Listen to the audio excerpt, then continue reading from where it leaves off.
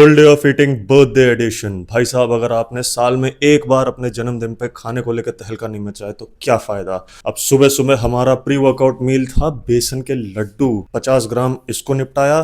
फिर उसके बाद गए हम लोग वर्कआउट करने के लिए। अब वर्कआउट इसीलिए किया था कि भाई शाम को जो हम लोग बर्बादी करने वाले हैं इतनी भयंकर तरीके से अपने कैलोरीज की, उसको निपटाने के लिए कुछ ना कुछ तो हमें बर्न भी करना चाहिए ना। तो इसलिए हम लोग गए, हमने किया एक पुश सेशन।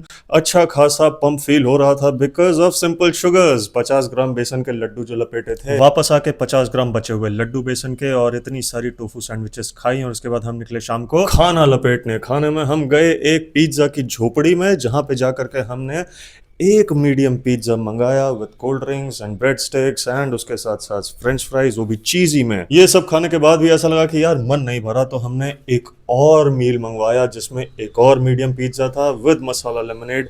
अब इन सब में इतना शुगर, इतना मैदा और इतना डीप फ्राइड खाना था कि भाई मन को तृप्ति मिल गई। अब इतने स्टार्टर्स और सेकंड मील खत्म करते करते हमें लगा इतना जो खा लिया है पेट भर के, इसको डाइजेस्ट करने के लिए कुछ और भी तो खाना चाहिए। तो हम निकल पड़े इस पान भंडार शॉप पे, माउली पान भंडार जो है पुणे के अंदर। यहाँ पे जाकर के हमने अंकल से बोला, अंकल एक पान बना दीजिए। तो उन्होंने कहा भाई हम खिलाएंगे तो अपने हाथ से ही खिलाएंगे तुम्हें।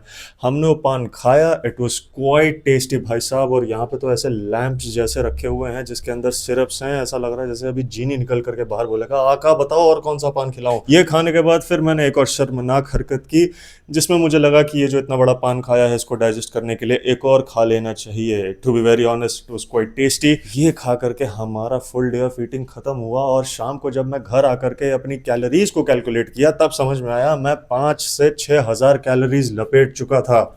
बट चलता है because it was my birthday. आज की वीडियो के लिए इतना ही, मिलते हैं अगली वीडियो में, तब तक के लिए जय बजरंगबली।